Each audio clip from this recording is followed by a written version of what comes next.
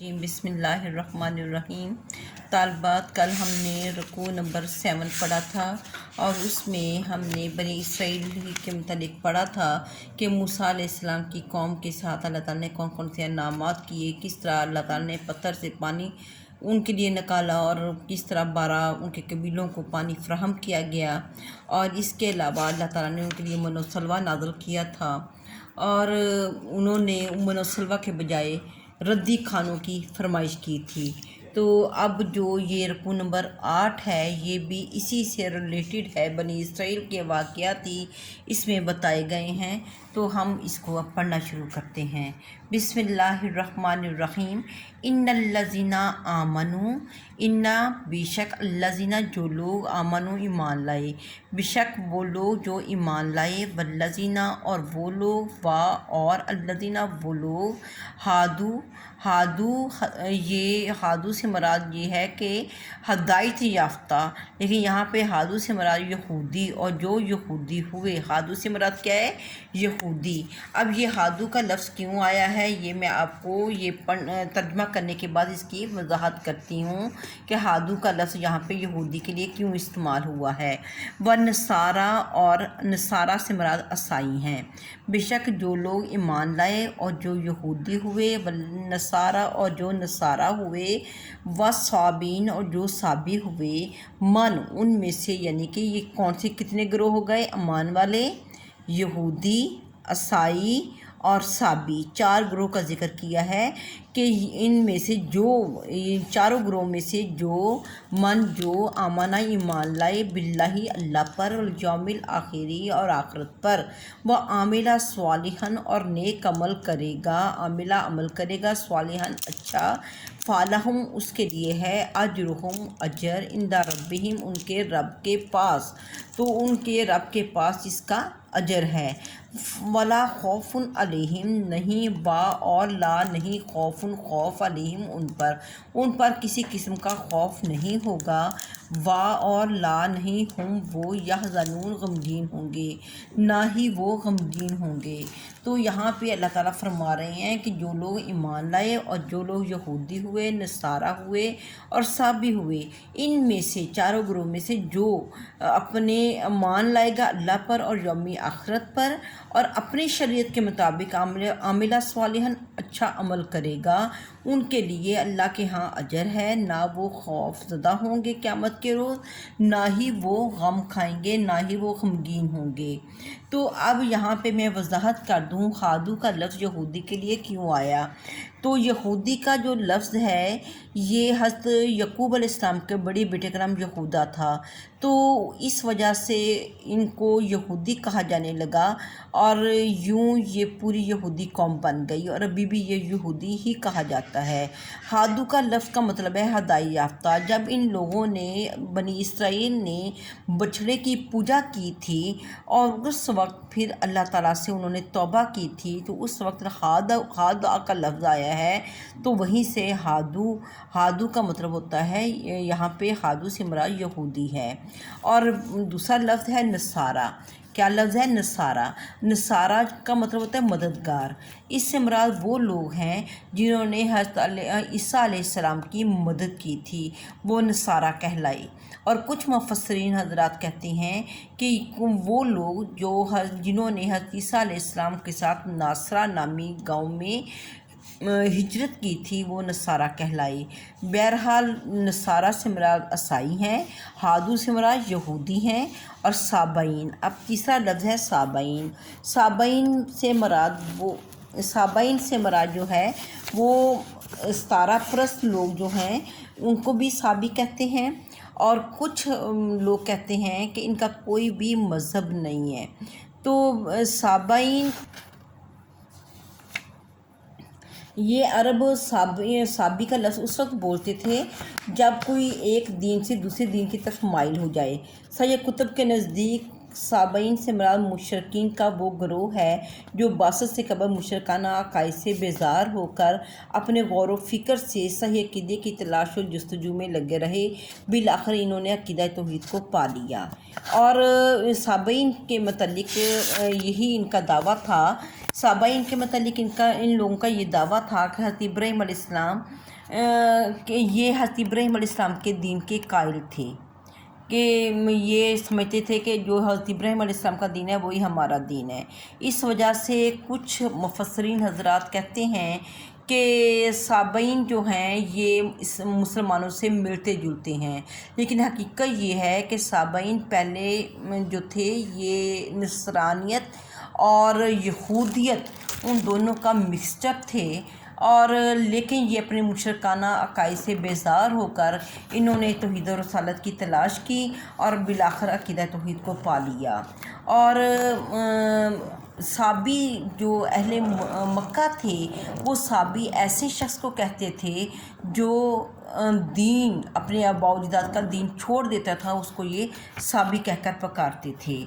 हज़रत उमर हज़रत अब्बास इब्ने अब्बास रज़ियल्लाहु ताला अन्हु फरमाते हैं कि साबईन अहले किताब की ही एक कौम का नाम है, और हज़रत उमर कहते हैं कि साबईन का जो ज़बी है वो जायज़ है मुसलमानों के लिए, लेकिन हज़रत इब्ने अब्बास कहते हैं कि इनका जो ज़बी यानी कि जिस जानवर को इन्होंने ज़िबा किया है वो ना तो मुसलमानों के लिए जायज़ है, ना ही इनकी औरतों से मुसलमानों का निकाह जायज़ है।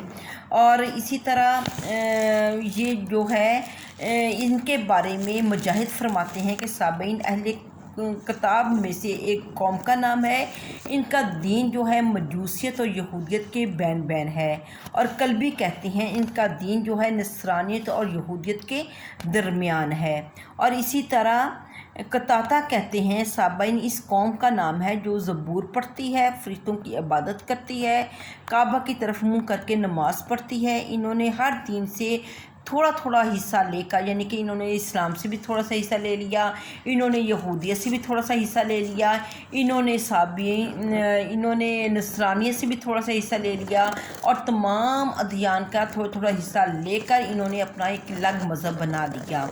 तो इस वजह से इनको साबी कहते हैं। मेरा ख़्याल है ये वजाहत काफ़ी है। अब आपको अगर आ जाए साबी किसे कहते हैं तो आप इसकी वजाहत कर सकते हैं कि साबी पहले सतारा परस्त ग्रोह उनको कहा जाता था, लेकिन ये इतना मुस्तनिद नहीं। साबी दरअसल ऐसी कौम है जो एक मज़हब से दूसरी मज़हब में चली जाए तो उनको साबी कहा जाता है। तो साबी जो है, अब आपको इसकी वजाहत अच्छे से मैंने कर दी है। मेरा ख़्याल है अब आपको अच्छे से इसकी वजाहत का पता चल गया हुआ है साबी कौन है। तो बहरहाल अब दुनिया में साबी का वजूद नहीं है। तो अल्लाह ताला यहाँ पे फरमा रहे हैं कि वो लोग जो ईमान लाए, जो यहूदी हुए, जो ईसाई हुए, या जो साबी हैं यानी कि गैर मज़हब के हैं, उनमें से जो भी अल्लाह पर ईमान लाएगा और आखिरत पर ईमान लाएगा, नेक अमल करेगा, फ़लहुम अजरुहुम इंदा रब्बिहिम, तो उनका अजर उनके रब के पास है, वला खौफुन अलैहिम, ना उनको कोई खौफ होगा, वला हुम यहज़नून, ना वो गमगीन होंगे। वाइज़, और जब अखज़ना हमने ले लिया मिसाकाकुम तुमसे पुख्ता अहद, और जब हमने तुमसे पुख्ता अहद लिया, वा और रफ़ाना हमने बुलंद किया, फ़ौकाकुम तुम्हारे ऊपर, तूरा तूर कहते हैं कोही तूर को, और तूर पहाड़ का नाम है। तो यहाँ पे अल्लाह ताला इनको उनका ही एक वाक़या याद दिला रहे हैं बनी इसराइल का, कि जब अल्लाह ताला ने हज़रत मूसा अलैहिस्सलाम को कोहे तूर पे बुलाया और उनको तौरात अता की। जब हज़रत मूसा अलैहिस्सलाम तौरात को लेकर अपने कौम के पास पहुँचे और उनको दिखाया कि मुझे अल्लाह ताला ने ये फ़ुरक़ान और तौरात अता की है, तो उन्होंने उसके अहकामात को देख कर ये कहा कि ये मुश्किल है और भारी है, इसके अहकामात हम इस पर अमल नहीं कर सकते, और उसको मानने से इनकार कर दिया। तो यहाँ पे अल्लाह ताला वही वाक़या याद दिला रहे हैं कि इन्होंने किस तरीके से अल्लाह ताला के हुक्म की पैरवी की और किस तरह इन्होंने पहले हुक्म अदुली की थी। वाइज़, और जब अखज़ना हमने लिया मिसाकाकुम तुमसे पुख्ता अहद, रफ़ाना हमने बुलंद कर दिया, फ़ौकाकुम तुम्हारे ऊपर, तूरा कोहे तूर। तो वाक़या ये था कि जब इन्होंने इनकार कर दिया कि हम तौरात के अहकामात पर अमल नहीं कर सकते, تو اللہ تعالیٰ نے کوہ طور کا جو پہاڑ تھا ان کے سروں پر معلق کر دیا۔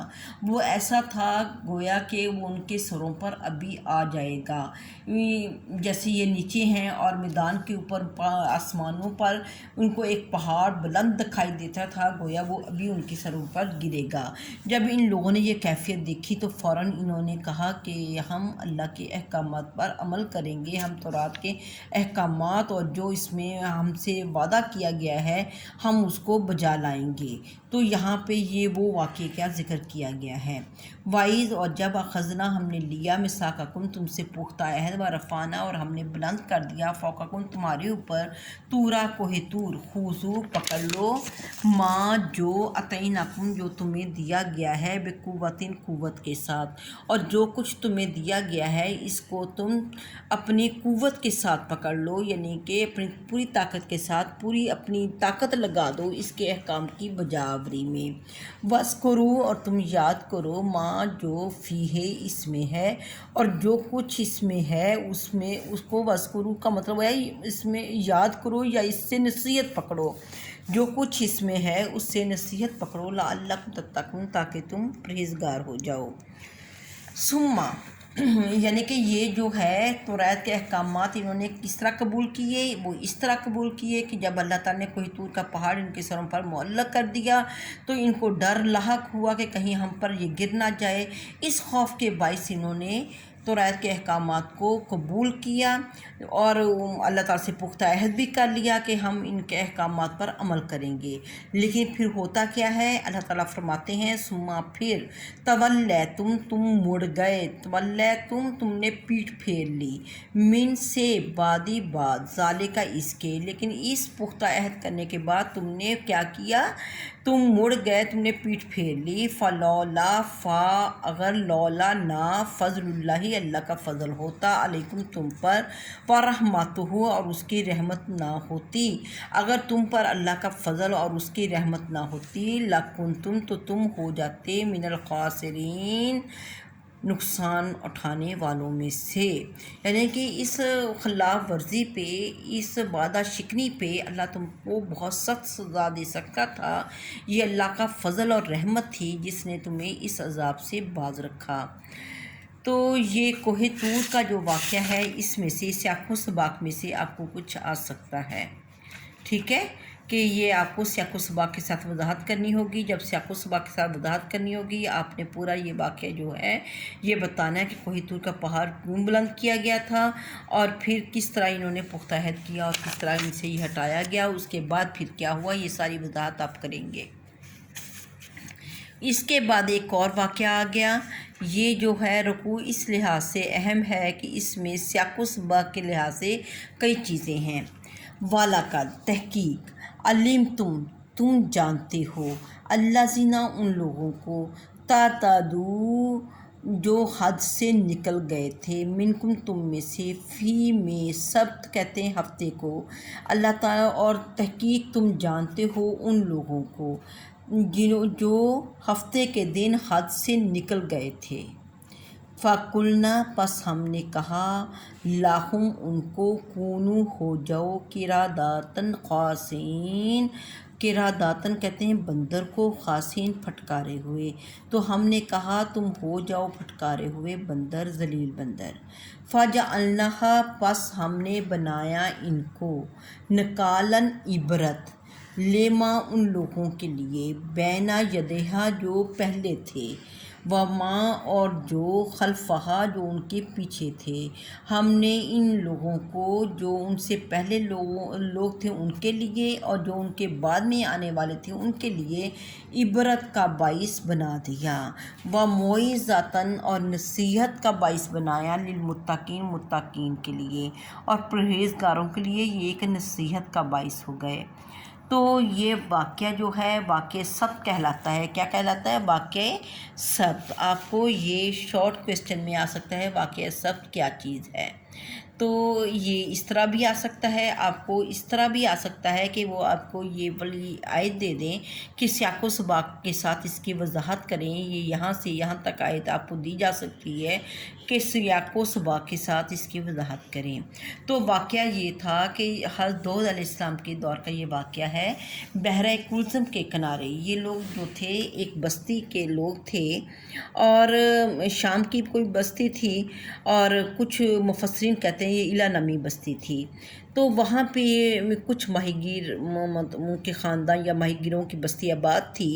یہ لوگ، آپ کو پتہ ہے کہ بنی اسرائیل کے جو احکامات تھے اس میں ان لوگوں کو کہا گیا تھا کہ ہفتے کے روز ان لوگوں نے کچھ نہیں کرنا، بلکہ صرف اور صرف اللہ کی عبادت کرنی ہے، کوئی دنیاوی روزگار نہیں کرنا۔ تو اس وجہ سے ہفتے کے روز ان کو کوئی بھی کام کرنے سے سخت ممانعت کی گئی تھی۔ اب اللہ تعالیٰ نے ان لوگوں کی آزمائش مقصود تھی۔ ہوا یہ کہ ان لوگوں کا کام مچھلیاں پکڑنا تھا سمندر سے۔ ہفتے کے جو باقی دن تھے، جیسے جمعہ ہو گیا، بدھ ہو گیا، منگل ہو گیا، سوموار ہو گیا، ان دنوں میں مچھلیاں کم تعداد میں آتی تھیں سمندر میں، لیکن ہفتے کے روز جس دن ممانعت تھی اس دن مچھلیاں بہت زیادہ تعداد میں سمندر میں آ جاتی تھیں۔ اب ان لوگوں کے لیے پابندی تھی کہ انہوں نے ہفتے والے دن کوئی کام، دنیاوی کام نہیں کرنا۔ ان لوگوں نے کیا کیا، اپنی طرف سے ان لوگوں نے ایک ہیلا بنایا۔ ہیلا یہ بنایا کہ ان لوگوں نے نالیاں، جو سمندر سے نالیاں بنائیں، اور وہ نالیاں جو ہیں اپنے گھروں میں حوض بنائیں، اور وہ حوضوں میں وہ نالیاں چلے گئیں۔ جب ہفتے والے دن مچھلیاں آتی تھیں وہ نالیوں کے ذریعے بہہ کر ان کے حوضوں میں آ جاتی تھیں، وہ ان کو بند کر لیتے تھے، ہفتے والے دن نہیں پکڑتے تھے، لیکن اتوار والے دن وہ ان کو پکڑ کر بیچ ڈالتے تھے۔ اب ایسے جو لوگ تھے ان کی ایک تعداد تھی۔ اب یہاں پہ جو بنی اسرائیل 3 گروہوں پہ، یہ ماہی گیر کا جو قبیلہ تھا یہ 3 گروہوں میں تقسیم ہو گیا۔ پہلا وہ گروہ تھا جنہوں نے یہ کام کیا، دوسرا وہ گروہ تھا جنہوں نے ان کو دیکھا لیکن خاموش رہے، تیسرا وہ گروہ تھا جنہوں نے ان کو دیکھا لیکن انہوں نے ان کو روکا کہ تم یہ کام نہ کرو۔ تو جب اللہ تعالیٰ کی انہوں نے اس طریقے سے ہیلا کر کے اللہ تعالیٰ کی نافرمانی کی، تو اللہ تعالیٰ نے ان کو بھی اور جو ان کو دیکھ کر خاموش رہے تھے ان کو بھی کیا بنا دیا، پھٹکارے ہوئے بندر۔ اللہ تعالیٰ نے ان کو پھٹکارے ہوئے بندر بنا دیا، معاذ اللہ۔ اب کچھ لوگ کہتے ہیں کہ صرف ان کی عادات و خصائل جو ہیں وہ بندروں جیسی ہو گئیں، لیکن یہاں پہ جو قرآن پاک کا سیاق و سباق ہے اس سے ہمیں پتہ چلتا ہے کہ ان کی شکل و شباہت جو ہے وہ بھی بندروں جیسی ہو گئی تھی۔ تو یہ بعد میں پھر ان کی 3 دن تک یہ سزا میں مبتلا رہے، اور بعد میں پھر ان کی سب یہ مر گئے تھے۔ تو اللہ تعالیٰ فرما رہے ہیں کہ اس میں اللہ تعالیٰ نے ایک عبرت کا نشان بنا دیا ان لوگوں کے لیے جو ان سے آگے تھے اور جو ان کے بعد میں تھے، اور یہ معجزاتاً اور یہ ایک نصیحت تھی متقین کے لیے۔ متقین کے لیے کس طرح نصیحت تھی کہ جو تقوی والے تھے کہ ان کو جو اب اللہ تعالیٰ حکم دے، جو کام کرنا ہے وہ ہمیں کرنا چاہیے، اور جس کام سے اللہ تعالیٰ منع کر دے وہ ہمیں اس کام سے رک جانا چاہیے۔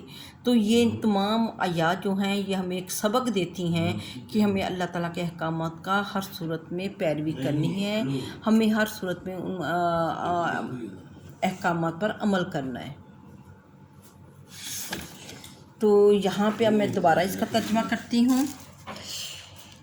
بسم اللہ الرحمن الرحیم۔ ان الذین آمنوا، بے شک جو لوگ ایمان لائے، والذین ہادوا، جو یہودی ہوئے، والنصارى، اور جو نصارہ ہوئے یعنی کہ عیسائی ہوئے، والصابئین، اور جو صابی ہوئے، اور ان میں سے من جو بھی ان چاروں گروہ میں سے جو بھی اللہ پر ایمان لائے گا اور یوم آخرت پر ایمان لائے گا، وہ عامل صالحا، اور نیک عمل کرے گا، فلہم اجرہم عند ربہم، تو ان کا اجر ان کے رب کے پاس ہے، ولا خوف علیہم ولا هم يحزنون، نہ ان کو کوئی خوف ہوگا نہ وہ غمگین ہوں گے۔